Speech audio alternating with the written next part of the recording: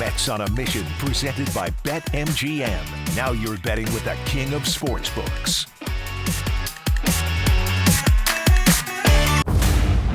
It's out of here! Baseball is back in Queens. The Mets. Two-run homer to tie the game! Extraordinary victory for the Mets! This is the year. This will be the year. Are entering a new era with new leadership, but the goal remains the same.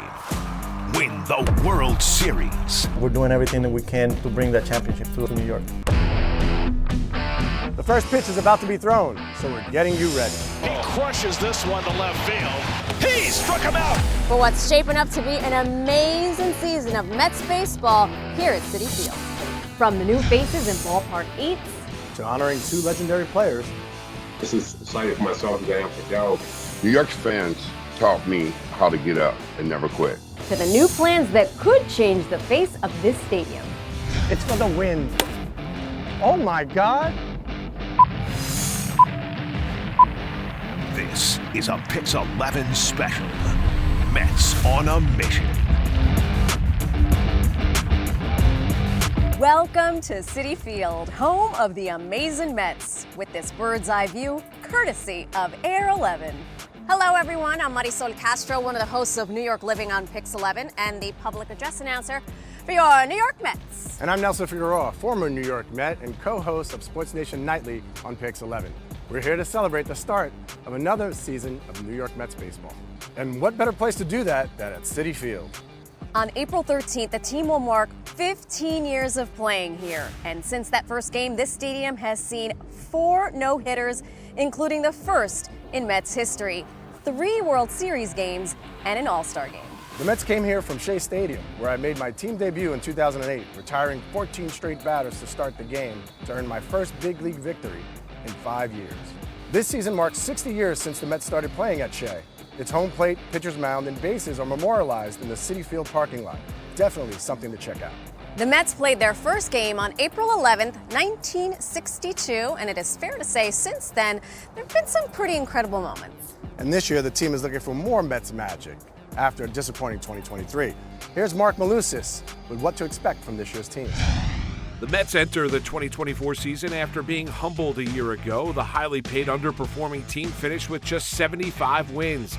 They traded away aging aces Max Scherzer and Justin Verlander during the season, and after the year, they let go of manager Buck Showalter and GM Billy Epler. There's a new sheriff in town as owner Steve Cohen hired David Stearns to be his new president of baseball operations. Stearns grew up a Mets fan and even interned in Queens, but built his baseball reputation in Milwaukee as he turned the Brewers into a consistent winner. For his manager, Stearns tabbed a first-time manager and Yankees bench coach Carlos Mendoza. Communication, drive, passion, just some of the attributes that drew Stearns to Mendoza as these two men look to build a consistent winner in Queens.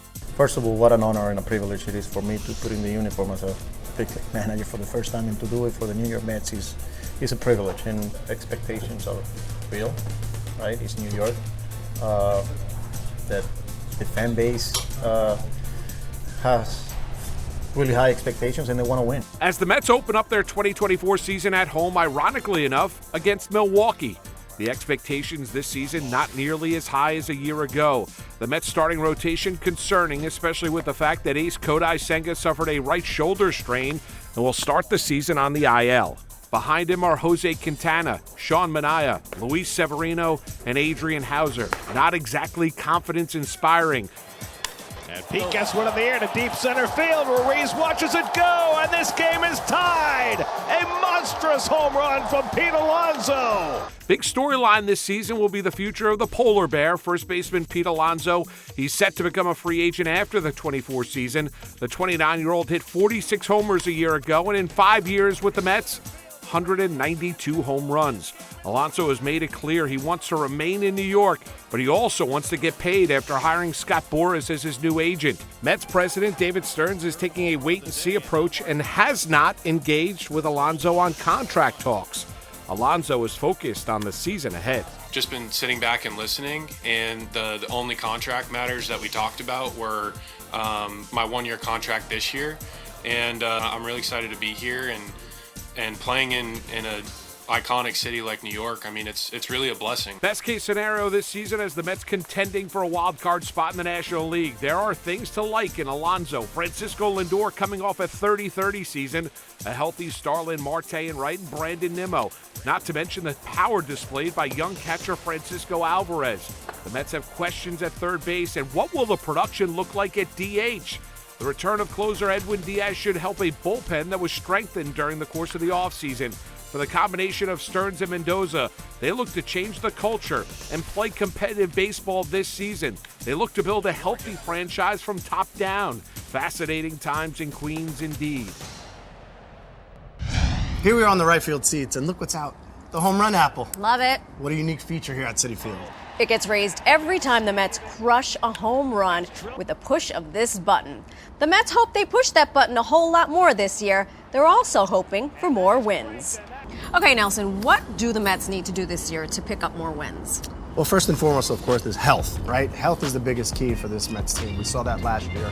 Never got the band together. So I think when you have guys like Alonso, guys like Lindor, who are going to be the forerunners of this team, you need the other key players like McNeil, Marte, all those veteran guys that didn't get a chance to do what they normally do last year to be themselves.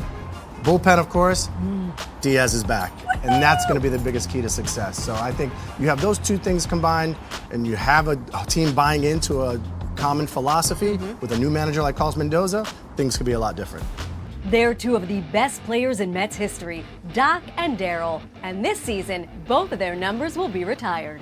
We just realized that we clicked. We realized that we were going to be able to do something special. Joe Messeri speaks with these two Mets legends, their favorite memories, and what this honor means to them when Mets on a Mission returns.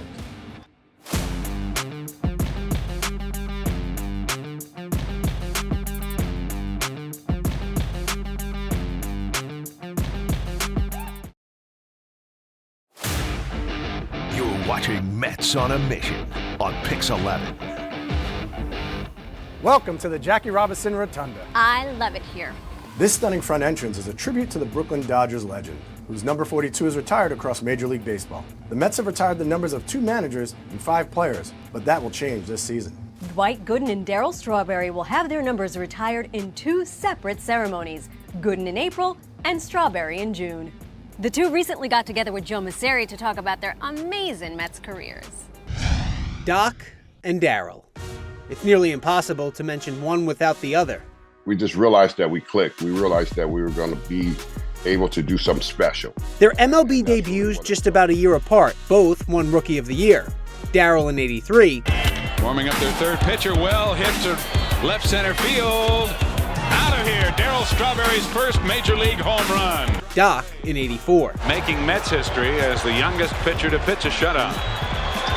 Strike 3 did it. He struck out the side in the bottom of the ninth. Their numbers 16 and 18 separated only by Keith Hernandez's number 17. And this season, they'll join Hernandez in the rafters of Citi Field. I didn't know if it was a prank call or not, or if it was real, because I never talked to Steve on the phone. Doc couldn't believe it when Steve Cohen called him to say the Mets were retiring his number 16. And he was just as thrilled to know Darryl's number 18 will be right beside his. I'm excited about it. Just as excited for myself as I am for Darryl, because I know all the work that we put into it. That work paid off in 1986. The Mets clinched the division at home against the Cubs.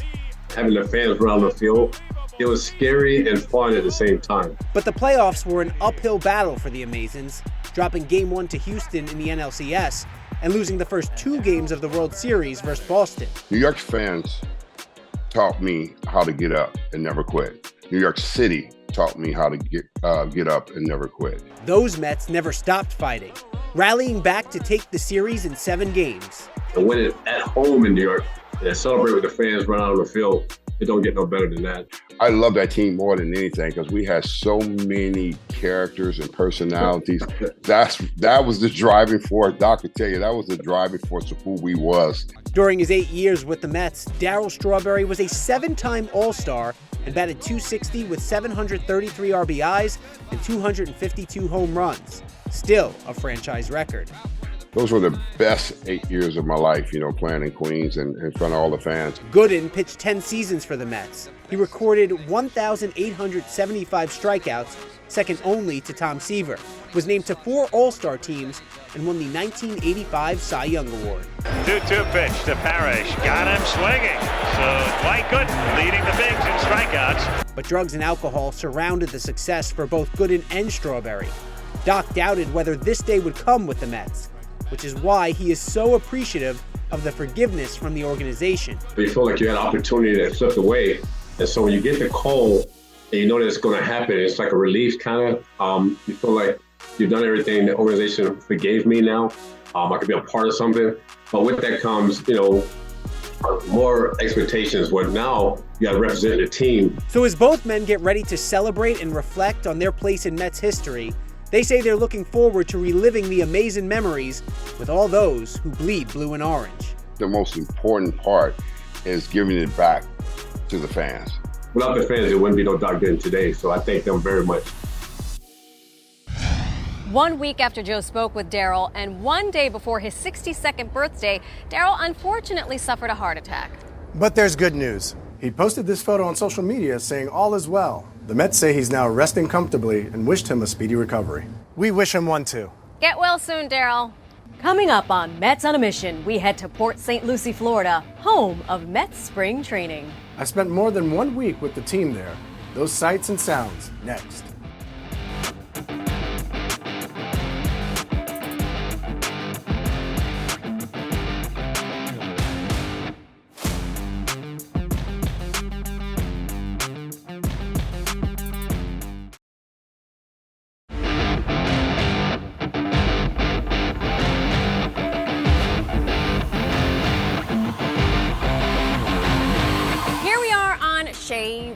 Now, Nelson, before the Mets can even make their way to Citi Field, they have to make it through spring training. Yeah, and that means heading down to Clover Park on Piazza Drive in Port St. Lucie, Florida. That's exactly what I did, flying down to hear from the coaches and players about how they're approaching this season. And as manager Carlos Mendoza told me, it all starts with investing time in people and establishing trust. Relationships, the connections, especially with so many new faces, not only on the coaching staff, but some of the players, some of the people that we brought in here. We just need to be who we are and go 1-0 every single day. There's no sort of revenge. It's just that we just need to play the best we can to our abilities every single day. Go 1-0 every day. Mine has been the same since day one. I want to win. And it goes back to what happens every single year. Whether the house on top or in the bottom, we got to go out there and put it together and win. I feel great today. I came back really good. They are really happy. I did all the stretch with the guys, and I feel great. My arm feels great. My leg feels great. So we are happy. 1, 2, 3. Mendoza's first year as a manager here with the New York Mets. Have you had much interaction with him thus far? Yeah, I know Mendy from a long time ago. He's amazing. Really, he has really good communication with all the clubhouse, and that's really important. He knows baseball and he knows what we need to do in here. So it's really good to get people like him around us. One message for the fans. That we're good, and that we're doing everything that we can to bring that championship to New York, the Mets side. Here we are at Bullpen Plaza, and let me tell you, there's no better feeling than warming up to go into a game. I cannot even imagine. But Nelson, I am curious, what was your favorite pitch? Throwing a strike. Obviously. But a good old-fashioned fastball, right? So there's a 2-seam version and there's a 4-seam version. So what you're trying to do is 4-seam, I'm locating it, 2-seam, I'm making it move. I'm trying to keep the hitters a little bit off balance, but for me, it wasn't about velocity. It was about being able to put the ball where I wanted to, when I wanted to. Inside baseball. Up next, what's new for 2024 at Citi Field? I'm checking it all out, from the new dance team to all the new delicious food.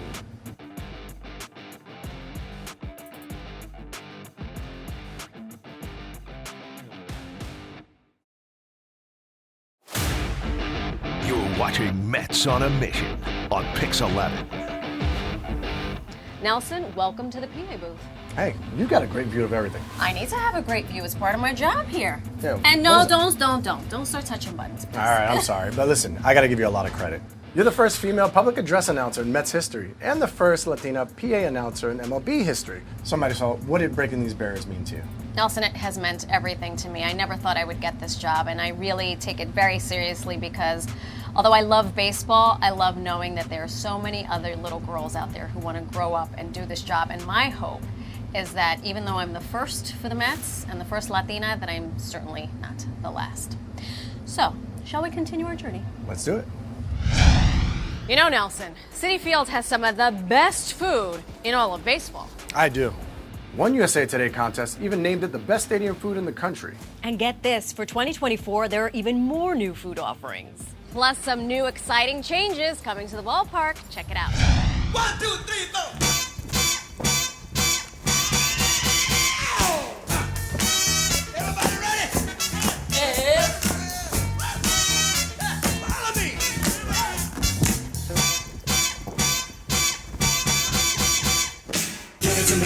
That's exactly what the New York Mets and Citi Field are doing this season, giving fans more of everything, including the newest addition to in-game entertainment, the Queen's Crew. Wait a minute. And that's just the beginning of what's new in 2024. The team store got bigger and artsier. The food got even better.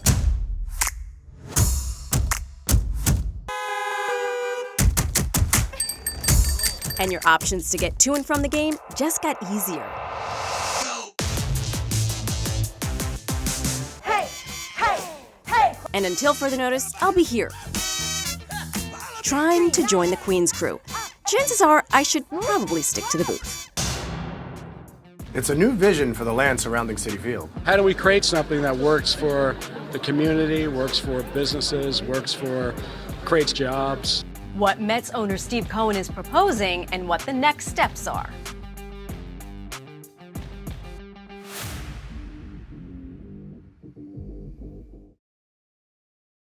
Coming to Citi Field for a baseball game during the season is a special experience. But what if you could come here year-round and always find something fun to do? Since last season ended, a new plan has been unveiled that would completely reshape the area surrounding Citi Field. Mets owner Steve Cohen's vision would add park space and bike paths, a live music venue, a casino, and more. Greg Mocker has more on the proposed Metropolitan Park. The Mets are the hometown team. The connection's terrific. That's Tom Seaver's nickname. His statue welcomes people to Citi Field. New York's a place to be. Superb. Looking forward to opening day. Take the 7 train to Mets Willets Point. The subway stop's named for the neighborhood. This is the year. This will be the year. Mets fans are known for their hope and optimism. Love Citi Field. It is an iconic stadium. It's old school. It brings back a lot of memories coming home here with my dad. It is a lot busier on game day, and when there's concerts or events, the parking lot is ready for the crowds. I didn't realize it was going to be this empty, but I'm super excited to go see Arthur Ashe. We came to Utopia Bagels. That's why we're way out here. Yeah, it's like come to Queens, check out everything. Yeah, it was awesome. There's another possibility for the empty space around the stadium. New York Mets owner Steve Cohen wants to turn the parking lot into a park. 50 acres would be transformed into Metropolitan Park. For 3 years, Cohen and his partners have been meeting with community leaders and holding workshops. How do we create something that works for the community, works for businesses, creates jobs? Now the project is before the City Planning Commission. It's described as a resort with gaming, entertainment, and parkland, a destination not only for baseball season.